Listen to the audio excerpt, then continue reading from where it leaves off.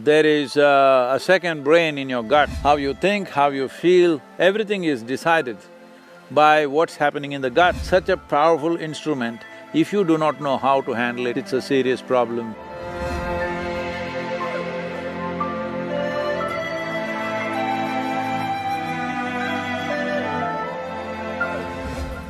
In the yogic culture, generally it is said like this, that you must always consume food which is grown in a land within the diameter or within the radius of how much a man can walk in a day. From morning to evening if you walk, you may do 15, 20, maybe 25 kilometers straight line. So 25-kilometer radius, within that you must eat. What is the logic behind this? What is the science behind this? Well, what is happening in the soil as microbiome activity and what is happening in the human gut for the same is very similar, or in a way, a kind of a more evolved or enhanced manifestation of the same in the gut. After hundreds of years, now modern medicine is talking about there is a second brain in your gut, a whole lot of things about who you are. I hope it's not so for you, but a whole lot of things as to who you are, how you think, how you feel, your level of balance, your equanimity, everything is decided by what's happening in the gut. It's being referred to as a second brain or the gut brain. Well, it is true that the chemistry of the body is happening at various levels. One thing is the glandular secretions are very important in managing the chemistry, but gut is the place where the input for the chemical factory that you are is coming, all the food. So what kind of food? If the food is coming from the land upon which you stand, then it has a certain relationship. This whole problem, the human problem is this, that just because you can prance around a little bit, you think… some people are even saying they have come from some other planet or some other universe, they are claiming. Well, if you were made like this tree, roots sticking into the soil, you would clearly know that you came from the soil. Just because nature's magnanimity, it allowed you to prance around a little bit and you're getting all confused as to what is your source. So being in touch with the source, which is the soil, your evolutionary process itself has been conducted by soil, instigated by soil. The most basic aspect of evolution, from where life has evolved into more and more complex forms of life on this planet in its millions of manifestations. And today, well, we can claim at least that we are the most evolved creature on the planet. We're yet to become a being, still evolved creatures with enormous capability. This capability, unfortunately, is working against us, our intelligence. Today everybody is talking about gut-brain as more important simply because they don't know how to handle this brain. This brain is becoming a serious problem. Everybody thinks this is the basis of all mental issues and problems. Yes, it is. If you don't know how to handle it, such a powerful instrument, if you do not know how to handle it, yes, it's a serious problem. So now they're falling back on their gut brain, which is more reliable, at least it's involuntary. So the gut microbes and what's happening in the topsoil are very similar, and it not only has life-making material, it also has many remedies in terms of… today we would like to call it medicines, but I would call them remedial forces. Like for example, it has been found that many studies have happened where it has been found children playing in the soil outside always have a richer gut microbiome, not because they're eating soil, simply it happens because your body and the soil are not two different things. just in two different forms.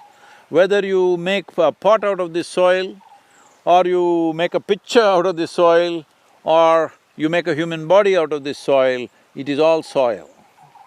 So the connection and the integration either through food or being physically connected is very, very important. And the modern lifestyle has completely removed us from the soil. We are living way up from the soil, and well, even when we have to walk on the ground, she wears high heels which are 6 inches tall. I am not against ladies and their fashion, they can do whatever they want, but being in touch with the earth and above all with the soil is a very important part of healthy and balanced life. There is any number of things, and people have always, for ages, when they want to find peace, when their mind is disturbed, they go into the jungles and the mountains and sit quietly. In yoga, always we lie down on the floor without any kind of insulations except organic insulation, because our body should be connected, and also the electrical negative needs to happen. So, your body gets kind of like a earthing, and the negative, it neutralizes the extra positive charge, which can cause restlessness, which can cause unnecessary activity, neurological activity, which can lead to various kinds of problems. It's like you're keeping your engine all the time at high revs. So people went into the jungles and forests and mountains and they just sat down and they found they became peaceful. This has got something to do with the connection with the soil. You can think this is a tree, but this is soil. You can think that's an animal, that is soil. You can think this is a human being, this is soil. So, this connection is very important. Today I just heard that when I was in Los Angeles, they were telling me there is a farm just outside of LA where if you pay $50, you can hug a cow for about half an hour. Oh, because you're trying to connect to the soil, you're trying to enrich the gut microbiome, you're trying to bring some semblance of balance into you. Well, if you had a powerful yogic practice, you could do that yourself from within, but if that is not there, the simplest thing is to be in touch with soil. And it is a fact that over 300 million people suffer from asthma. Half of the children in United States develop wheezing by the time they are 3 years of age, and they are on all kinds of medications. People are allergic to all sorts of things. Well, 100 years ago, you had never heard of these allergies. Very rare few had that. Today, it's becoming like a normal thing, everybody is allergic to something. I've met people who are allergic to sunlight. I've met people who are allergic to rainwater. I've met people, of course, the peanut and groundnut allergy, everybody knows about that. It's not like they have to eat it. If you just as much as break this legume, this wonderful legume which is very nutritious that we call as groundnut, and because it grows in the ground, well, if I open it here, somebody allergic there 50 feet away, they could die. Just see the sensitivity of that. So these things have happened because we are beginning to think we came from elsewhere. Of course, there are some people supporting this in your mind, saying that there are books around saying that you're all aliens who came from elsewhere. Even if you're an alien, if you happen to be one, it's fine with me. Maybe I'm also one, I look like this. I may also be one, but we have adapted well to the life on this planet.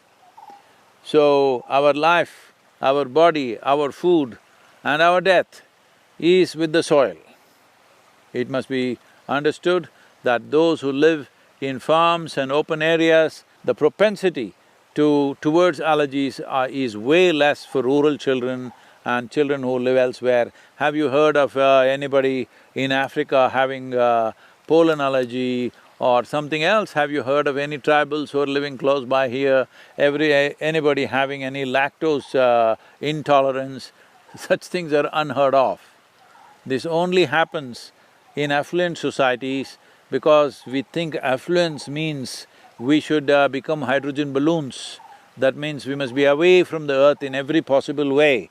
And then we start calling life-making magic, that is soil, as dirt. If this is dirt, you and me become dirt bags. Let us not be that.